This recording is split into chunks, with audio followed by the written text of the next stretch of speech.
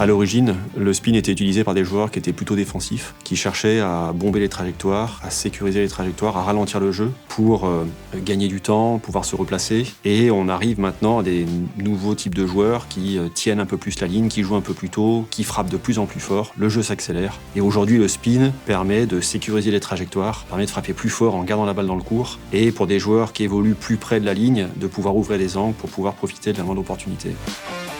On a vraiment dégagé trois typologies de joueurs. Le premier groupe de joueurs est le joueur qui va frapper la balle en phase montante. Donc ça, c'est ce qu'on appelle la catégorie des joueurs fast spin.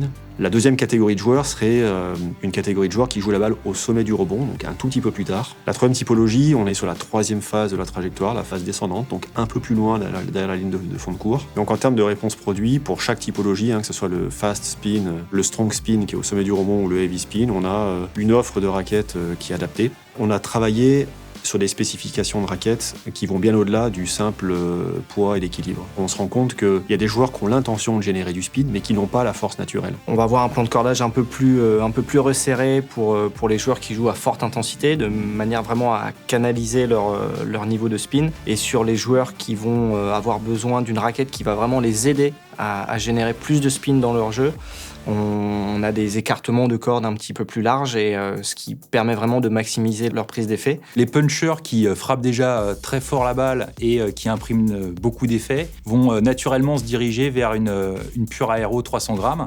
Et parmi eux, ceux qui jouent encore plus vite vont plutôt se diriger vers la pure aéro 98 pour aller chercher un maximum de contrôle dans leur frappe. Sur la pure aéro team, naturellement, les joueurs vont parler de maniabilité, de facilité, et on est vraiment sur une raquette qui va les aider à produire une prise d'effet et tout en favorisant, on va dire, leur puissance de frappe, quoi.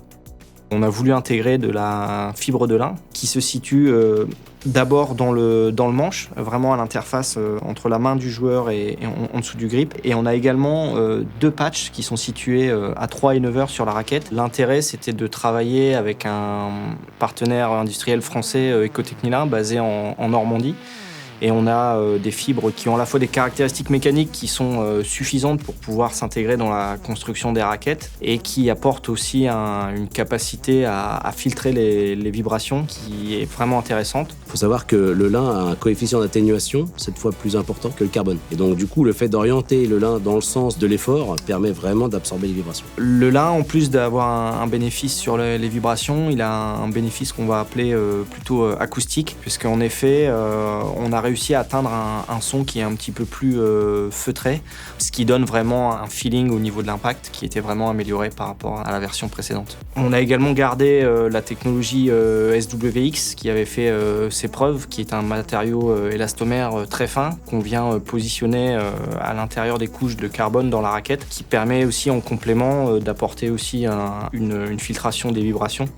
On a bien sûr gardé l'iconique Aéromodular 3, qui est la forme spécifique aérodynamique de la raquette et ce qui a fait un petit peu l'identité de notre pilier Pure Aero. On a la technologie FSI Spin, qui est ce travail des plans de cordage associé également au woofer system qui permet d'accentuer la prise d'effet.